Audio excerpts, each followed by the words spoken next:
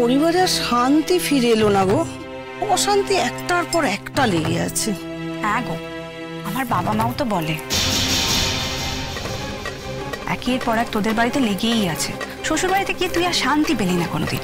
বাবা মা তো তাই জন্য এলো না বিয়েতে। কই তোমার বরকেও তো দেখলাম না। ও অফিস থেকে ছুটি পায়নি গো, আজ তো একটু রাত হবে। ইয়ার করবে, একই ভাইয়ের বিয়ের জন্য এতবার করে ছুটি চাওয়া যায় নাকি? ছুটি চাইবে আর সঙ্গে সঙ্গে অফিস থেকে দিয়ে দেবে নাকি? কিছুই গ্রান্ট করবে না। বসেরা তো সব হাসাহাসি করবে। একই ভাইয়ের এতবার করে বিয়ে হয়, বিশ্বাস করবে কেউ? সত্যি যা বলেছো। এতবার বিয়ে তো, তাই জন্য সবাইকে গিফট আনতেও বারণ করে দিয়েছে। সে যাই হয়ে যাক বাবা, সবাই সুখে শান্তিতে থাকলেই ভালো। এসেছে ভগবান এতদিনে আমাদের দিকে মুখ তুলে চেয়েছে।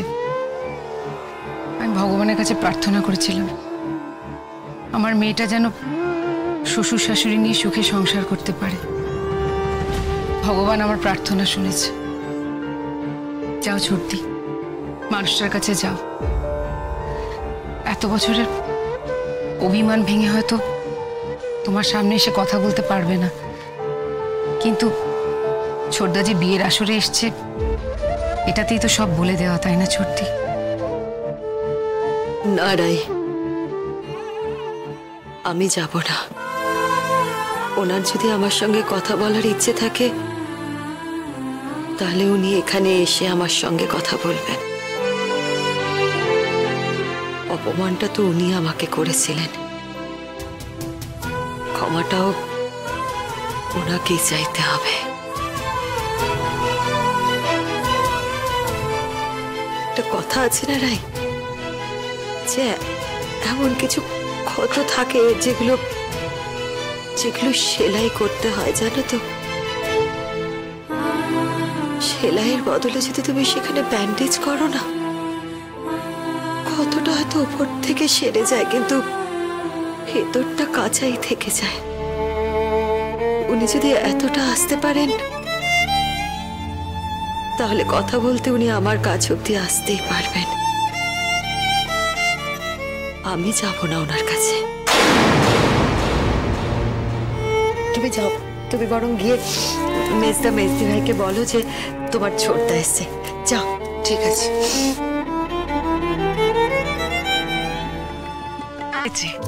আমি জানতুম ছোট ঠাকুরপো আসবে, মুখে যাই বলুক না কেন তোমাকে বড্ড ভালোবাসে গো। ছোট ঠাকুরপো না সেই ছোট্টবেলা থেকে বড্ড একগুঁয়ে, মাথায় যেটা ঢুকে যায় কিছুতেই বেরোতে চায় না। এবার দেখবে আস্তে আস্তে সব ঠিক হয়ে যাবে। হ্যাঁ মেজমা, তাই যেন হয়। সারা জীবন তো বাবার ভালোবাসা পাইনি, এখন যেন বাবার ভালোবাসার ছোঁয়াটা পেতে পারি। আশীর্বাদ করি মা, তাই যেন হয়। আর যেন কোনো বিপদ তোমাদের স্পর্শ না করে।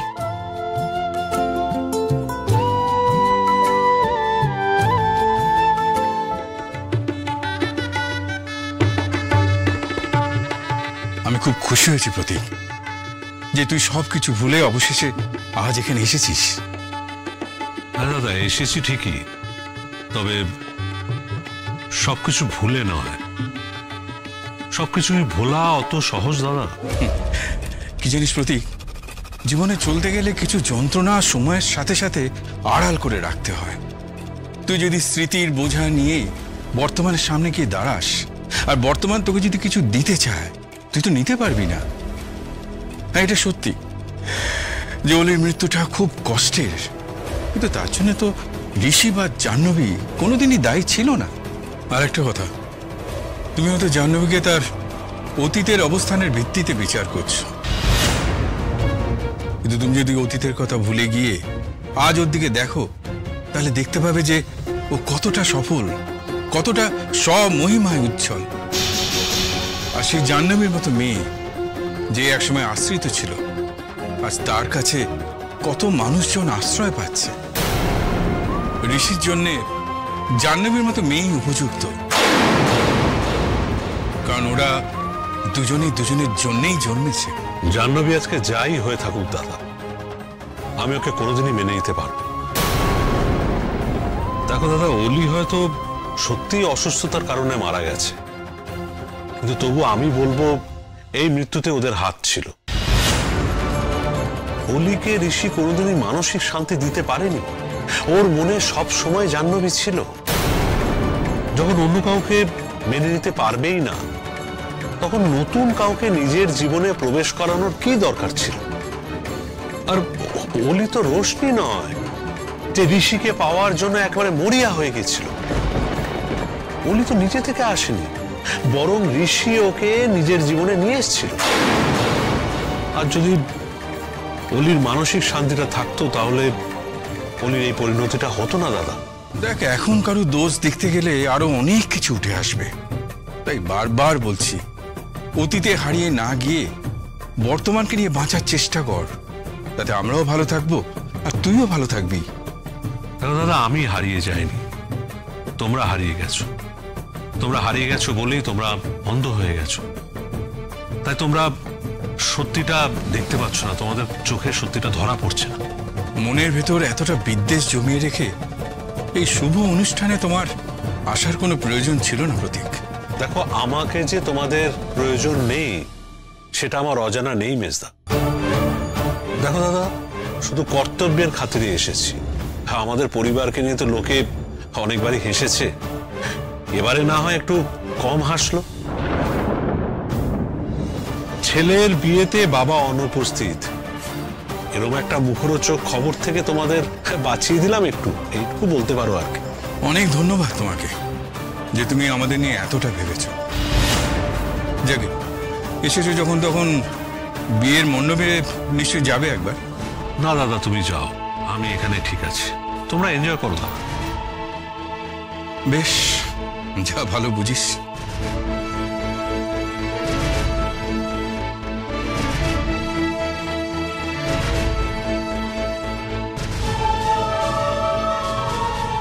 ছোটদা, আপনি এখানে এসেছেন, আমি খুব খুশি হয়েছি।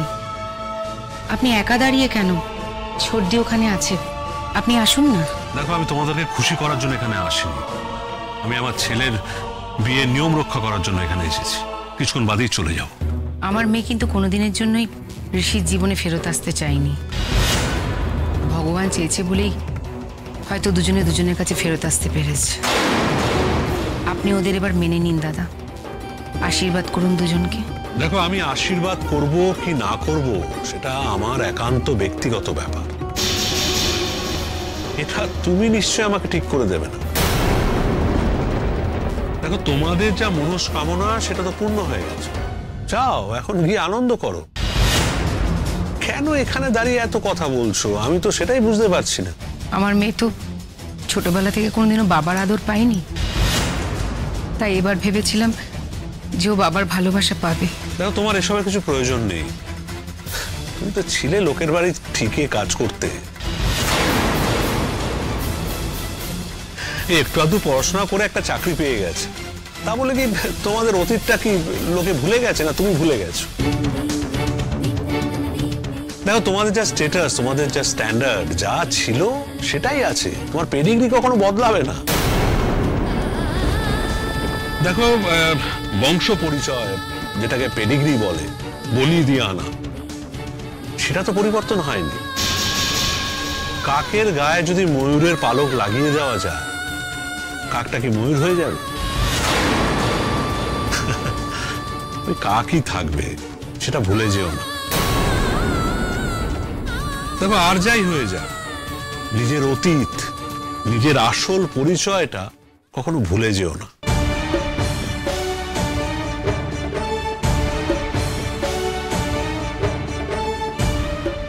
রায়, কি হয়েছে? তুমি তুমি কাঁদছো কেন? তোমার কি হয়েছে? কিছু না ছোটদি। কিছু তো হয়েছে, আমাকে বলো কি হয়েছে। আমি ভেবেছিলাম আমার মেয়েটার কপালে হয়তো বাবার স্নেহ জুটবে, কিন্তু আমি ভুল ছিলাম ছোটদি, আমি ভুল ছিলাম। রাই, যখন যেটা হওয়ার তখন সেটাই হবে। দেখো, ভগবান ঠিক সময় মতো সবকিছু দেবেন। আজকে এই যে এতগুলো লোক এসছে, তারা সকলেই কিন্তু এখন মেনে নিয়েছে যে ঋষি আর জাহ্নবী একে অপরের পরিপূরক। দেখো, একদিন ঋষির বাবাও সেটাই মনে করবেন। তাই যেন হয় ছোট, তাই যেন হয়।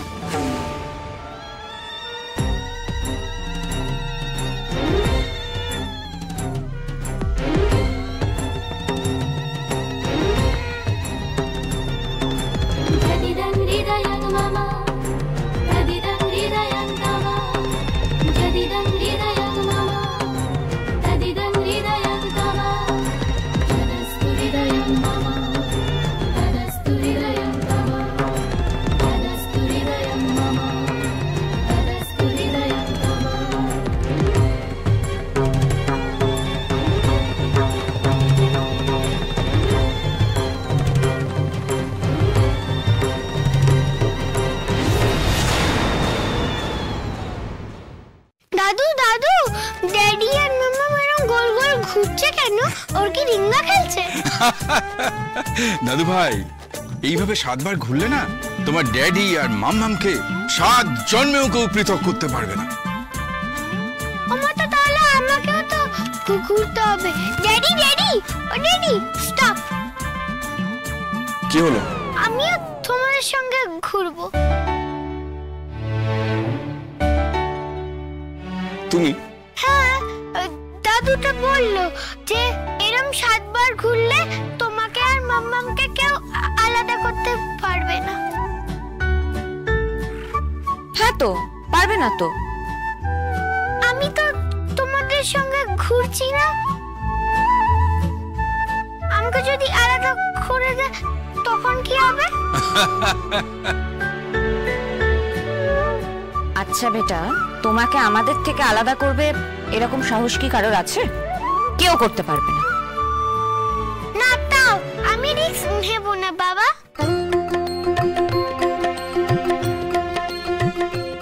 আমিও তোমাদের সঙ্গে ঘুরব। আমার জামায় কিছু বেঁধে দাও। তুমিও ঘুরবে? হ্যাঁ, কিছু বাঁধো না আমার জামায়। কিচ্ছু বাধ্য হবে না, তুমি এসো, তোমাকে আমি করে নিয়ে ঘুরবো। এ বাবা, আমি তো বড় হয়ে গেছি। কিন্তু তুমি তো আমাদের কাছে এখনো ছোট। এসো।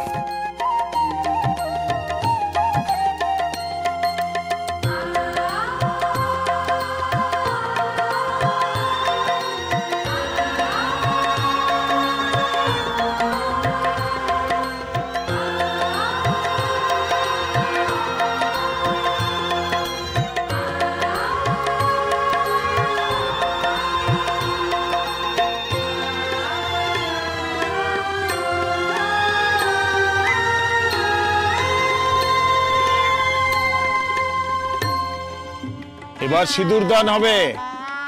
লজ্জা বস্ত্রটা আনুন। লজ্জা বস্ত্র? ও লেখা, লজ্জা বস্ত্রটা দাও।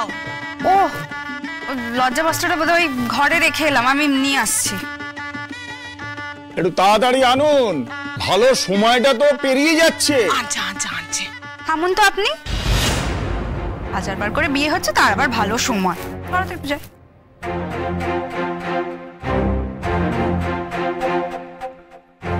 ও বাবা, আপনারা এখানে মানে ঋষির বিয়েতে এলেন নাকি? আর কারোর বিয়ে কি হচ্ছে এখানে? না, আর কারোর তো হচ্ছে না, কিন্তু আমি আসলে ভাবতে পারিনি যে আপনারা আপনাদের মেয়ে যার জন্য মারা গেল তার বিয়েতে নিমন্ত্রিত হয়ে আসবেন। নিমন্ত্রিত হতে আসিনি, ঋষিকে জেলের ঘানি টানাবো বলে এসেছি। পুলিশ আছে সঙ্গে, ওকে অ্যারেস্ট করতে এসেছে। এই যে আসুন আপনারা। ও বাবা, এ কি পুলিশ? এ তো আমি যা ভেবেছিলাম তাই সত্যি হয়ে গেল। ছিচে ছিচে, এবার মুখ দেখাবো কি করে? আত্মীয় স্বজন, পাড়া পড়শি সবাই তো আছে এখানে, মানে কি হবে এবার? এসব কথা তো আগে ভাবা উচিত ছিল আপনাদের, তখন তো ভাবেননি। এখন যা হবার হয়ে গেছে। ঢিল ছুড়বেন আর পাটকেল খাবেন না তা কি করে হয়? যান, বাড়ির সবাইকে গিয়ে খবর দিন। হ্যাঁ, তা তো দেবই। পই পই করে আমি বলেছিলাম, পই পই করে বলেছিলাম এই বিয়েটা না করতে। বোঝা ঠেলা।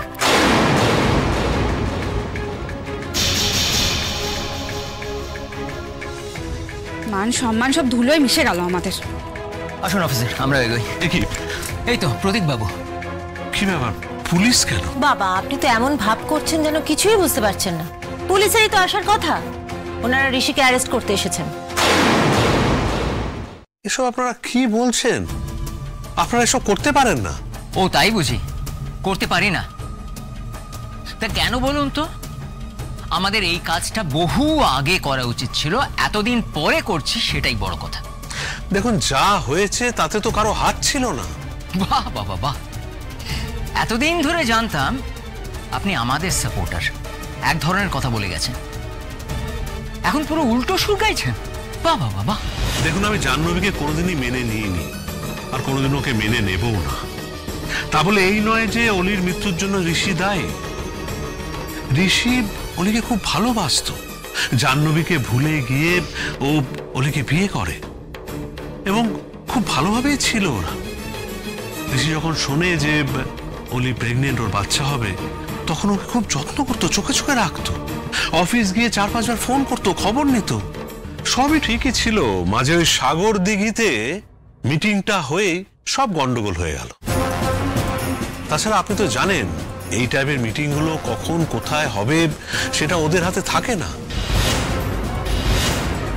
আর ওখানে গিয়ে যে ঋষির এত বড় একটা অ্যাক্সিডেন্ট হবে সেটাও তো আমরা জানতাম না।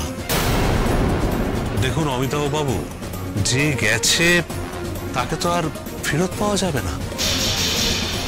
তাছাড়া অভিমন্যু তো অলিরই ছেলে, ও জাহ্নবীকে খুব ভালোবাসে, আর জাহ্নবী ওকে খুব ভালোবাসে। আর অলি চেয়েছিল যে ও যদি না থাকে তাহলে ওর বাচ্চাকে যেন জাহ্নবী মানুষ করে। শুধু অভিমন্যুর দিকে তাকিয়ে বাড়ির সকলে, ইনফ্যাক্ট আমিও এই বিয়েটা মেনে নিতে বাধ্য হয়েছি। এই বিয়েতে আমিও উপস্থিত হয়েছি খালি এই কারণে, আমার রিকোয়েস্ট, আপনারা এই বিয়েটা মেনে নিন প্লিজ। এত বছর তো হয়ে গেল, তখন যখন কিছু করেননি, এখন আননেসেসারি কেন